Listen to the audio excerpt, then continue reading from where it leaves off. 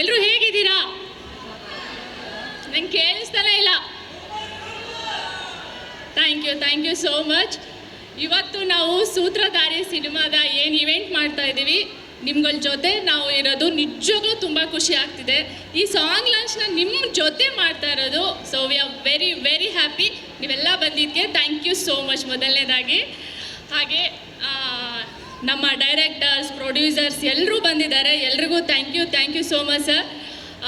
ಸೂತ್ರಧಾರಿ cinema ಏನಂದರೆ ಇವತ್ತು song launch ಇದೆ.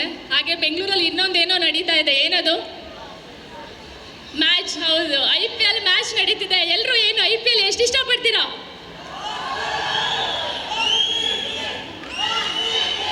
RCB ಮ್ಯಾಚಲ್ಲಿ ಕಪ್ಪು ನಮ್ಮದೇ.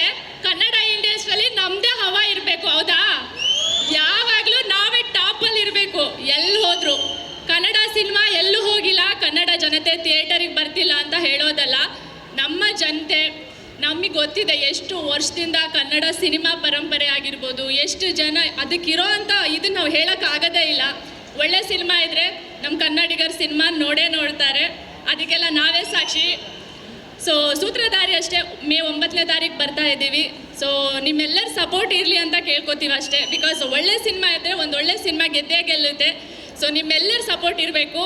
ಸೊ ಚಂದನ್ ಶೆಟ್ಟಿ ಅವ್ರ ಜೊತೆ ಕೆಲಸ ಮಾಡಿ ತುಂಬ ಇಷ್ಟ ಆಯಿತು ನನಗೆ. ಅವರ ಡೆಡಿಕೇಶನ್ ಆಗಿರ್ಬೋದು, ಹಾರ್ಡ್ ವರ್ಕ್ ತುಂಬ ಇಷ್ಟ ಆಯಿತು.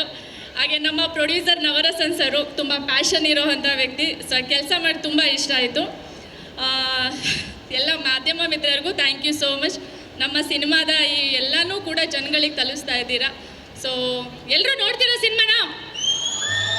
ಯಾವತ್ತು ಹೇಳಿ? ಎಸ್, ಮೇ 9ನೇ ತಾರೀಕು Kannada cinema Sutradhari. Thank you so much ಎಲ್ರಿಗೂ.